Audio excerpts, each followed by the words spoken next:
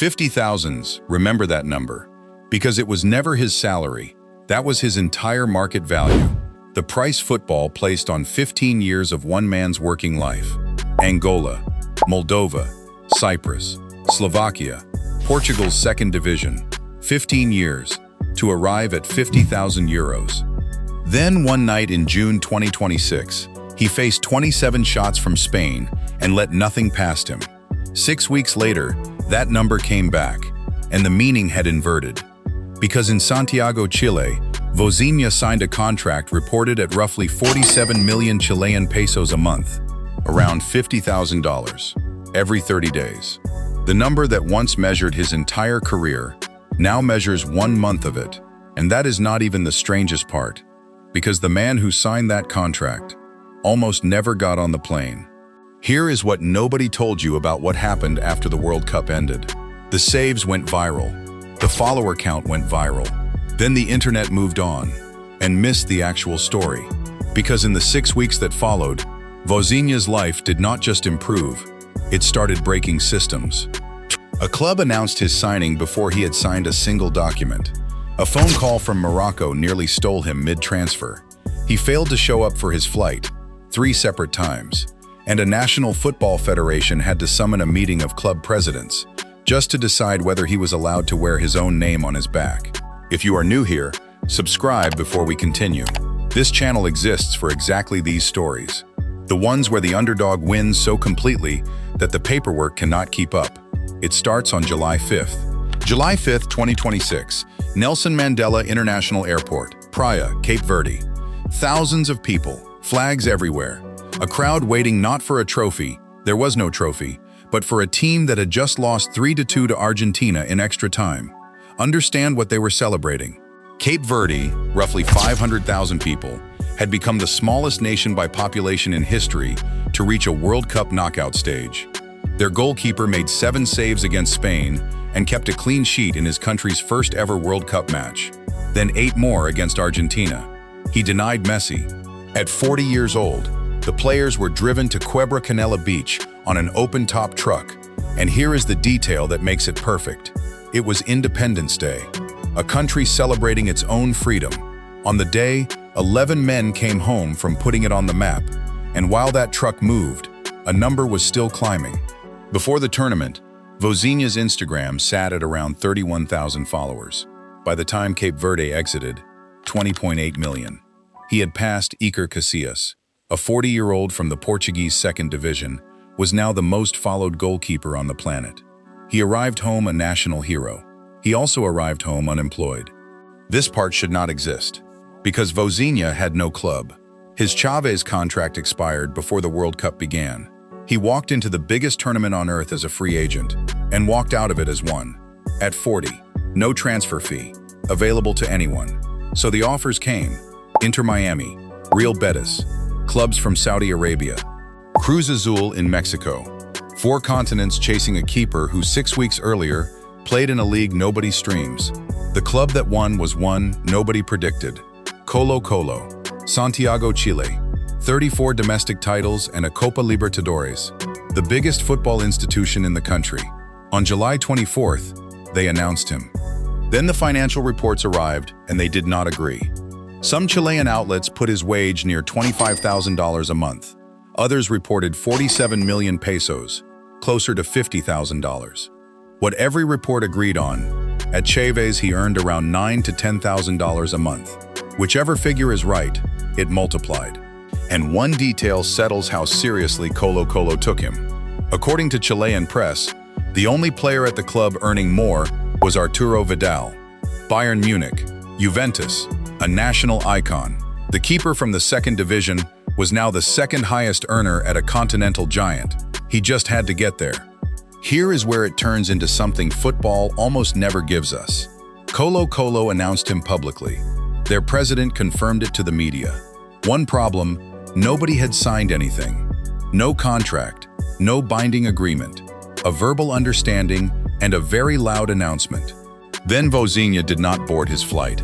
Reports described the arrival being delayed 3 separate times: visas, documentation, personal matters.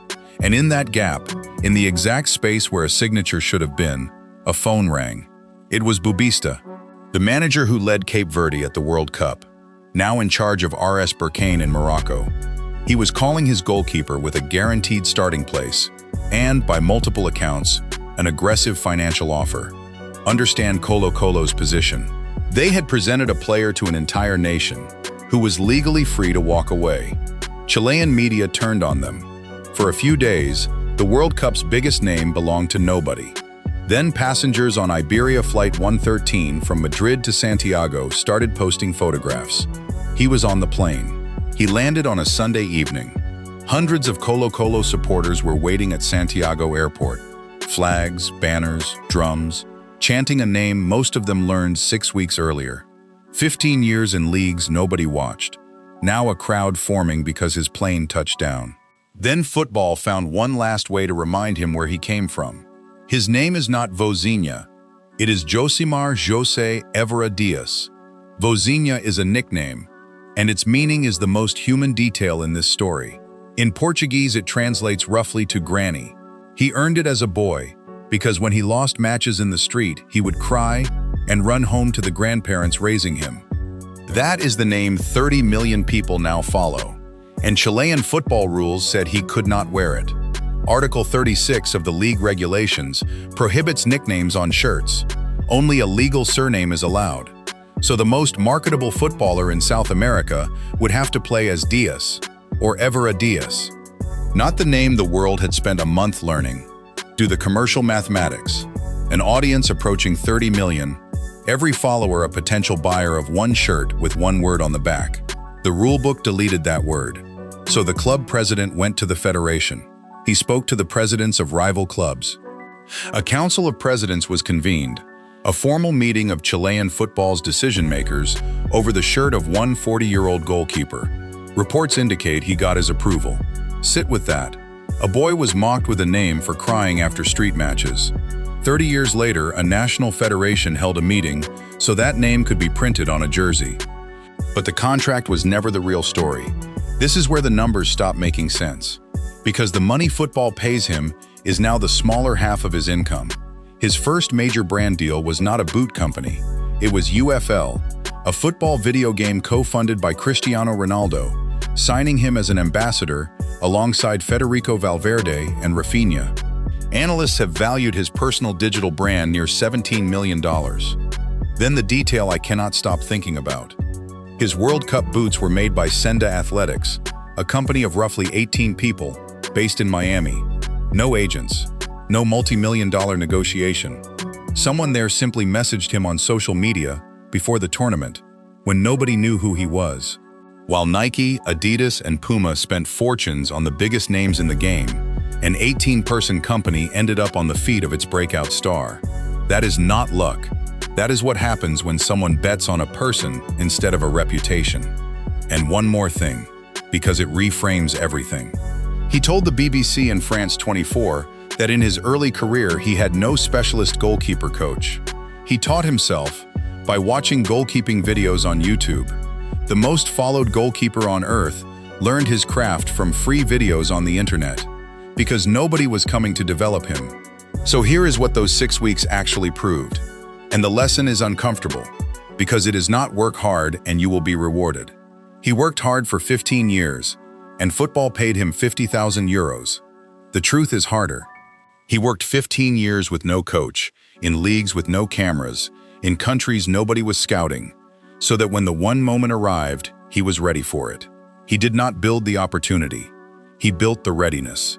The world handed him the rest. Somewhere right now, you are in your Angola, your Moldova, your Cyprus, the unglamorous years where nobody is filming and there is no evidence any of it will ever matter. Those years are not the delay before the story. They are the story. They are the only reason the 90 minutes worked. Vozinha was 40 when the world finally looked. He was ready when it did. If this hit you, like it, subscribe, and tell me in the comments which part of his story you did not know before today. His first match in Chile is coming, and I want to be here with you when he walks out of that tunnel with his own name on his back.